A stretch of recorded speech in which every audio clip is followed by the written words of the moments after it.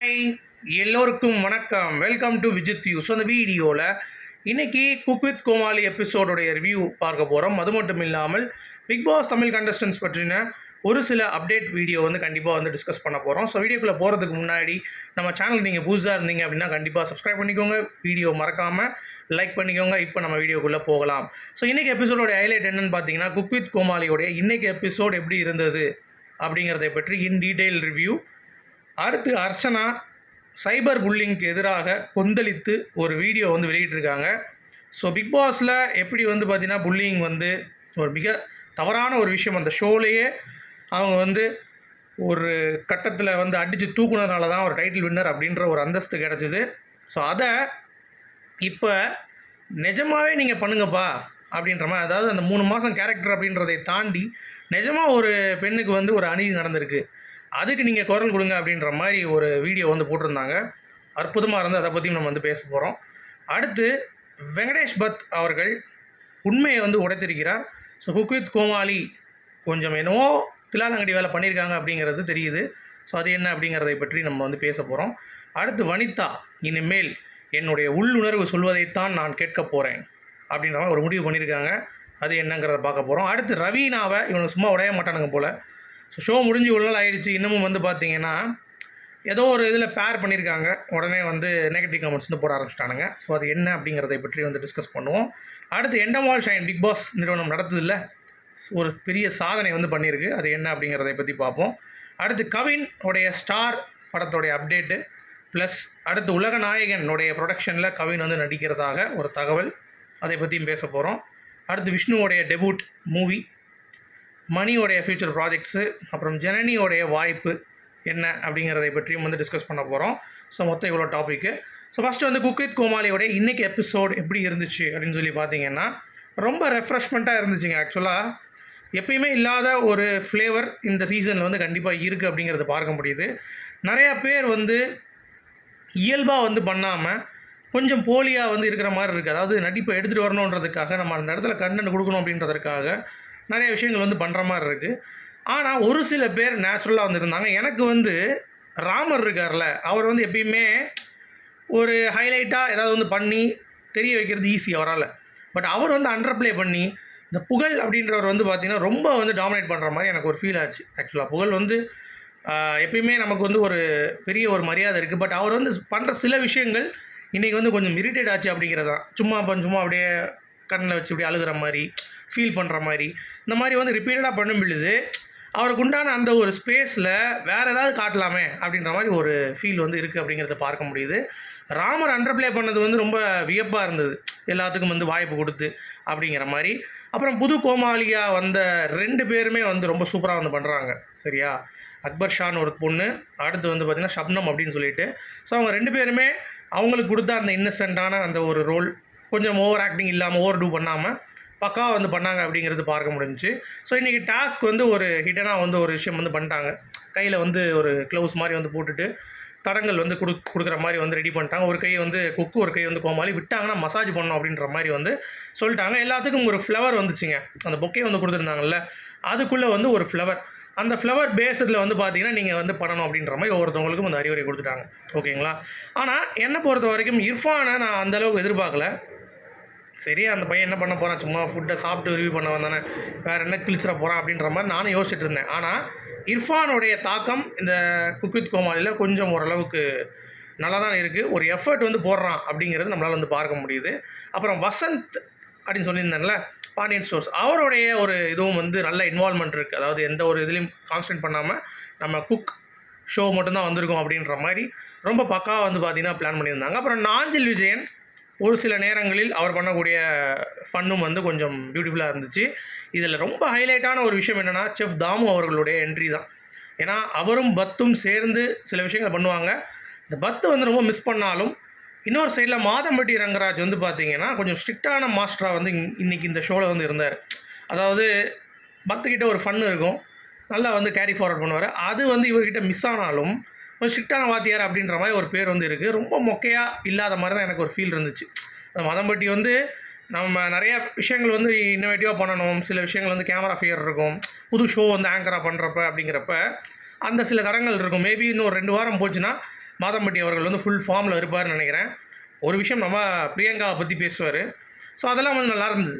பிரியங்கா கிட்டே போயிட்டு இந்த மாதிரி நீங்கள் டிஷ் பண்ணுறது அப்படிங்கிறது நானே வந்து ட்ரை பண்ணதில்லை, நான் கண்டிப்பாக அவங்கள வந்து இது பண்ணிக்கிறேன் அப்படின்ற மாதிரி தான் டக்குன்னு அந்த பிரியங்கா கூட வந்து போகும்போது அவருடைய ஒரு வைப் வந்து பார்த்திங்கன்னா வெளியே வருது. சில கவுண்டர்ஸ் வந்து நல்லாயிருக்கு அப்படிங்கிறது தான். பட் தாமும் ஸ்கோர் பண்ணிட்டு போயிடுறாரு. Manimegalai and Rakshan as usual அவங்களுடைய ஜாப் வந்து ரொம்ப ஷட்டிலாக வந்து பண்ணாங்க அப்படிங்கிறது ஒரு பக்கம் இருந்தாலும், விடிவி கணேஷுடைய பங்களிப்பு அப்படிங்கிறது வந்து பார்த்திங்கன்னா ரொம்ப நல்லா இருந்தது. அவர் அந்த ஏஜில் குக் பண்ணுறது அப்படிங்கிறது, அதே மாதிரி ஸ்ரீகாந்த் தேவா அவர்களுடைய எஃபர்ட்டும் வந்து ரொம்ப சூப்பராக இருந்தது இந்த குக்கரி ஷோக்கு.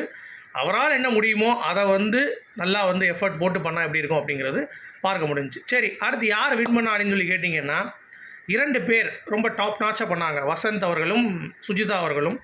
ஸோ சுஜிதா வந்து பார்த்திங்கன்னா வேறு மாதிரி டேஸ்ட்டில் வந்து பண்ணியிருந்தாங்க போல். ஸோ இறங்கி வந்து நீங்கள் நல்லா பண்ணியிருக்கீங்க அப்படின்ற மாதிரி கை கொடுத்து அவங்களுக்கு வந்து ஒரு கூஸ்பம்ஸ் மொமெண்ட்டாக இருந்தது. ஸோ அவங்க சமைக்க இது வரைக்கும் எனக்கு தெரியும், பட் நான் சமைச்சதில்லை, இந்த ஷோவில் நான் வந்து புதுசாக பண்ண போகிறேன் அப்படின்ற மாதிரி அவங்க வந்து ஒரு சவால் விட்டுருக்காங்க நேரடியாகவே. ஸோ இது வந்து பிரியங்கா மாதிரி ஆட்களுக்கு வந்து பிரியங்காலாம் வந்து பார்த்திங்கன்னா எப்படின்னா ஒரு ஷோ போனாங்கன்னா அந்த ஷோவில் நான் தான் ஃபஸ்ட்டு அப்படின்ற மாதிரி அந்த ஒரு ஆட்டிடியூட் உள்ள ஒரு பொண்ணு. ஸோ அப்படிப்பட்ட ஒரு சுஜிதா வந்து நல்ல ஒரு டஃப் கொடுக்குறாங்க அப்படிங்கிறப்ப இவங்க 2 பேருக்குள்ளே ஒரு பலத்த போட்டி நம்ம ஏற்கனவே கணிச்ச மாதிரி தான். 2 பேருக்குள்ளே டஃப் ஃபைட் வந்து இருக்கும் அப்படிங்கிறது பார்க்க முடியுது. ஸோ கெஸ்ட்டு 3 பேர் வந்தாங்க, வித்யுலேகா, வனிதா அவர்கள், அப்புறம் வந்து ஷகிலா வந்தாங்க. ஸோ அவங்க வந்து அவங்களால என்னென்ன பண்ண முடியுமோ அதை பண்ணிவிட்டு ரொம்ப நீட்டாக ஷட்டிலாக வந்து போனாங்க அப்படிங்கிறது பார்க்க முடிஞ்சு. அடுத்து சுனிதாவுடைய பங்களிப்பு நம்ம வந்து கண்டிப்பாக சொல்லி ஆகணும். அவங்க அப்பப்போ வந்து கொஞ்சம் கவுண்டர் கொடுக்குறது இந்த மாதிரிலாம் வந்து நல்லா இருந்துச்சு. குறைஷி அவரோட இது எப்பயுமே ஒரு யூனிக்காக வந்து இருக்கும் அப்படிங்கிறதுனால அதுவும் அவர் வந்து நல்லா பண்ணார். மிச்ச மாதிரி யாருமே வந்து பார்த்திங்கன்னா நமக்கு வந்து ஒரு பெருசாக ஒரு இன்வால்மெண்ட் வந்து இருந்துச்சா அப்படின்னு கேட்டிங்கன்னா அந்தளவுக்கு வந்து ஒரு இது இல்லை. பட் ஃபஸ்ட்டு ஷோ இந்த லான்ச்சிங் எபிசோட் அப்படிங்கிறப்ப இந்த லெவலுக்கு ஒரு அவுட்புட் அப்படிங்கிறது இருக்கிறது சந்தோஷமான விஷயம் தான். பட் ஓவர் ஆக்டிங் நிறைய பேர் வந்து கொஞ்சம் பண்ணுற மாதிரி இருந்தது.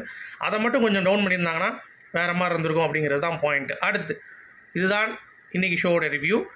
அர்ச்சனா வந்து பார்த்திங்கன்னா ஒரு சூப்பரான ஒரு வீடியோ. ஸோ உள்ளே இருக்கும் பொழுது புள்ளி கேங்கை செதறடிச்சு சும்மா அந்த ஒரு எபிசோடில் டைட்டில் தூக்கிட்டு போனாங்க அர்ச்சனா. அதுக்கடுத்து வெளியே வந்து பார்த்திங்கன்னா ஒரு உத்தரப்பிரதேஷில் ஒரு பெண் வந்து பார்த்திங்கன்னா பயங்கரமான ஒரு ஸ்டூடெண்ட்டு மார்க் எடுத்து நிறையா வந்து எடுத்துட்டாங்க. ஸோ அப்போ அவங்களுடைய உருவம் வந்து பார்த்திங்கன்னா மீசையெல்லாம் வச்சுட்டு கொஞ்சம் வந்து தடிச்சு ஒரு மாதிரி அப்பியரன்ஸ் வந்து பார்த்திங்கன்னா இருக்குது. உடனே நம்ம பசங்க எல்லாருமே எல்லா மக்களும் வந்து பார்த்திங்கன்னா பயங்கரமாக வந்து சைபர் புள்ளி வந்து பண்ண ஆரம்பிச்சிட்டாங்க. என்னடா நான் பேர் இந்த பொண்ணு இப்படி இருக்காதா, பையனா பொண்ணா அப்படின்ற மாதிரிலாம் கேள்விகள் கேட்க ஆரம்பிச்சிட்டாங்க. அது வந்து பெரிய இஷ்யூ ஆகி அந்த பொண்ணு வந்து பார்த்திங்கன்னா எமோஷனலாகி பேட்டியே கொடுத்துருச்சு. இந்த மாதிரி வந்து என்னால் வந்து முடியவே முடியல, அவ்வளோதான், நான் 3 நாள் வந்து ட்ரெண்டாகவே நினைக்கல, இவ்வளோ தூரம் ஆனால் நெகட்டிவாக ட்ரெண்ட் ஆகிருக்கேன், எனக்கு ரொம்ப கஷ்டமாக இருக்குன்னொடனே அர்ச்சனா வந்து ரொம்ப வருந்தி ஒரு வீடியோ போட்டிருக்காங்க, கொந்தளிச்சிட்டாங்க. அதில் ஒரு சட்டம் வேண்டும், இந்த மாதிரி சைபர் புல்லிங் பண்ணுறவனுக்கு ஒரு லா வந்து பனிஷ் பண்ணுற மாதிரி வேணும். அது மட்டும் இல்லாமல் சைபர் புல்லிங் அவங்களுடைய சின்ன பொண்ணு அப்படிங்கிறது தெரியாமல் அவங்களோட அப்பியரன்ஸ் தாண்டி எதுக்கு பேசுகிறீங்க, அவங்க சாதிச்சிருக்காங்க, இப்போ தான் 12th அப்படிங்கிறப்ப அவள் இப்போ தான் வளர்ந்து வெளியே வரா, அவளை போய் நீங்கள் அடக்குமுறை பண்ணீங்கன்னா எப்படி? ஸோ கண்டிப்பாக ஏதாவது வந்து பண்ணுங்கள், கொந்தளிக்க வேண்டும் மக்கள் இந்த மாதிரி விஷயத்துக்கு. ஸோ இந்த மாதிரிலாம் வந்து ஏதாவது வந்து பண்ணுங்கள் அப்படின்ற மாதிரிலாம் வந்து போட்டிருந்தாங்க. ரொம்ப அற்புதமாக இருந்தது. அப்புறம் வந்து பத் அவர்கள் ஸோ குக் வித் கோமாளியில் அவர் வந்து மிகப்பெரிய ஒரு ஆளுமையாக இருந்தார். இப்போ சன் டிவியில் ஒரு ஷோ பண்ணுறாரு அப்படிங்கிறத சொல்லியிருக்காரு அவரே. பட் அவரை பற்றி ஒரு கிரெடிட் கொடுப்பாங்கன்னு நினச்சேன். ஏன்னா இவ்வளோ சீசன் வந்து அவரை வச்சு பண்ணிவிட்டு பட் இருந்தார், அன்ஃபார்ச்சுனேட்டாக அவர் பண்ண முடியல. ஸோ இப்போ புது அப்படின்னு சொல்லி பண்ணியிருந்தாங்கன்னா நல்லா இருந்திருக்கும். பட் அதை வந்து அவர் சொல்லவே இல்லை. ஸோ அது வந்து நிறைய பேர் வந்து பார்த்தீங்கன்னா கொந்தளிச்சிட்டாங்க. இந்த மாதிரி என்ன நீங்கள் ஓவராக இது பண்ணுறீங்க, பட்டை வந்து நீங்கள் அவாய்ட் பண்ணிட்டீங்கன்னு சொல்லிட்டு அவருடைய இன்பாக்ஸில் ஃப்ளெட் பண்ணிட்டானுங்க. அவரும் வந்து சரி விடுங்க பார்த்துக்கலாம், நான் ஒரு புது ஷோ பண்ணுறேன், உங்களை நான் என்றைக்கும் மறக்க மாட்டேன் அப்படின்ற மாதிரிலாம் வந்து சொல்லிட்டாரு. ஸோ உண்மை ஒரு நாள் வெல்லும் அப்படின்ற மாதிரிலாம் பேசியிருக்காரு. அப்புறம் வனிதாவுடைய இன்னர் பீஸை கேட்டு தான் இனிமேல் எல்லா வேலையும் பார்ப்பாங்களாம். அவங்க இங்கே என்ன சொல்லுதோ அதை தான் செய்வாங்க அப்படின்னு மாதிரி சொல்லியிருக்காங்க. ஸோ இனிமேலாச்சும் நல்லது சொல்லுதா அப்படிங்கிறத வந்து பொறுத்து இருந்து பார்ப்போம். அடுத்து நம்ம ரவீனா அப்புறம் ஈவி அப்படின்னு சொல்லிட்டு ஒருத்தர் கூட சேர்ந்து ஒரு ஆல்பம் பண்ணுறாங்க, ஹாஃப் பாட்டில்னு. அதில் அந்த பையன் பின்னாடி தூக்கிட்டான் ரவீனா. உடனே மணியோடைய ஃபேன்ஸ்லாம் வந்துட்டு இதுக்கு தான் அவன் நம்ப மாட்டான்னாங்க, இதெல்லாம் ஒரு பொழப்பா, நீலாம் ஒரு பொண்ணு அப்படின்ற மாதிரி. ஒரு ஆல்பம் சாங்கு அது வந்து அப்படி தான் இருக்கும். ஏன் மணிக்கே தெரியும் ஒரு ஆக்ட்ரஸ்னால் இப்படி தான் இருக்கணும் அப்படின்னு சொல்லிட்டு. அவங்களுக்குள்ளே என்ன பிரச்சனை இருந்தாலும் இவங்க சும்மா இருக்க மாட்டாங்க போல் அப்படின்ற மாதிரி தான் இருக்குது. அது ஒரு ஆல்பமாக பாருங்கடா, அது வந்து இப்போயே இப்படி பண்ணுறான்னா கேமரா பின்னாடி எப்படி பண்ணுவோம் அப்படின்ற மாதிரிலாம் கீழ்த்தனமாக கமெண்ட் பண்ணிகிட்டு இருக்கானுங்க. ஏன்டா எங்கே தான் வரீங்க அப்படின்ற மாதிரி தான் இருக்குது. ஸோ அது ஒரு விஷயம். அப்புறம் எண்டமால் ஷைன் ஒரு ரெக்கார்டுங்க, கிட்டத்தட்ட 6000 ஹவர் கண்டென்ட் வருஷத்துக்கு வந்து பண்ணியிருக்காங்களாம். ஸோ மிகப்பெரிய ஒரு சாதனை இது அப்படிங்கிறது தான். அப்புறம் கவினுடைய ஸ்டார் May 10 ரிலீஸ் ஆகுது, நல்ல எக்ஸ்பெக்டேஷன்ஸ் வந்து இருக்குது அப்படிங்கிறது ஒரு பக்கம் இருந்தாலும், உலகநாயகன் அவர்களுடைய ப்ரொடக்ஷனில் அடுத்து அவருக்கு வந்து ஒரு படம் வந்து கிடைக்கிறதுக்கான வாய்ப்பு கண்டிப்பாக இருக்குது அப்படின்ற மாதிரி வந்து சொல்கிறாங்க. ஸோ வெயிட் பண்ணி பாருவோம். அடுத்து விஷ்ணு அவருடைய டெபியூட் மூவி அடுத்த மாதம் வந்து ஸ்டார்ட் ஆகுது அப்படின்ற ஒரு அப்டேட் வந்திருக்கு. ஸோ கூடிய விரைவில் விஷ்ணுவை வந்து நம்ம ஹீரோவை பார்க்க போகிறோம். தெலுங்கு ரீமேக்கில் வந்து நடிக்கிறார் அப்படிங்கிறது தான். ஸோ எல்லாமே ஃபைனல் பண்ணிட்டாங்களாம். அடுத்த மாதம் வந்து ஷூட்டிங் போகிறாங்க அப்படின்ற மாதிரி அப்டேட் வந்திருக்கு. அடுத்து மணி அவருடைய ஃபியூச்சர் ப்ராஜெக்ட்ஸ் வந்து பார்த்தீங்கன்னா டான்ஸில் ஃபுல்லாக பண்ண போகிறாராம். டான்ஸ் ஸ்டுடியோ ஒன்று வந்து ஆரம்பிக்கிற ஒரு ஐடியாவில் இருக்கார். இன்னும் ஒரு 1 மந்தில் ஆரம்பிச்சிடும் அப்படின்ற மாதிரி சொல்கிறாரு.